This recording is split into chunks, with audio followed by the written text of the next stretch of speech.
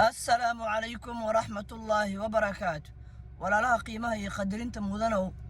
موقال كان إلى الدعوة وموقال ما صعد عن كفل علندون إن شاء الله تعالى. مرة وأنا شكنا وهو إله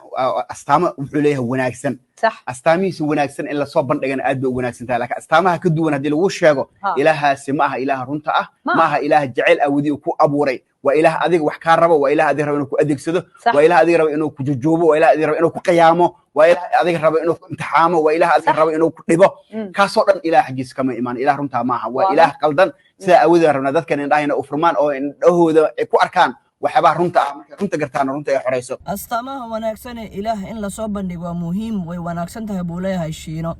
laakiin astaamahaas astaamo ka duwan cidii ku sheegto ilaaha saxda ah kaalama hadlayso ilaaha saxda ah bini aadankiisa ma jujuubo ma dhibo ma imtixaamo buu leeyahay ma qiyaano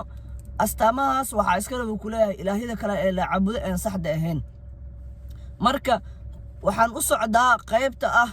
إله صحد الدومد سمي امتحامه أنغو مارت بالرغينا بايبل كيسا كان سود حسارينا إن إسلا بايبل كوشيغايو إله صحد إنو ددك امتحامه بل أنا سلا آخرينو هذا الكيس نديبا أقول نقولنا سيان ودقيسنو مارت أرمو شيغايو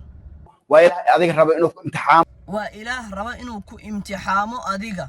كاسنو وإله صحدين سدو بشينا إنو شيغايو وإله أذيك ربا إنو امتحام shiino markuu leeyahay ilaaha runta ah adoomadiisa ma imtixaamo baybalkiisa ha noo jawaabo baybalkiisa muxuu ka leeyahay arrinkaas ma arrin saxana mase waa arrin qalad ah waxaan akhrinaynaa buugga la yiraahdo Yeremiyaah ama Jeremiya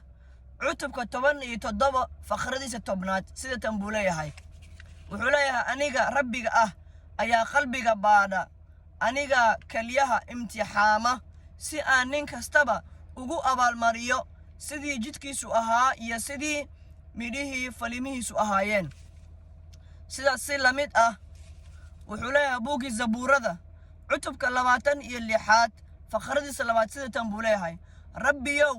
i imtixaan oo itijaabi oo uurkayga iyo qalbigaygana baadh marka inuu dhaho shiino ilaah dadka ma imtixaamo waa arrin aan sax ahayn wassalaamu calaa man ittabaca alhudaa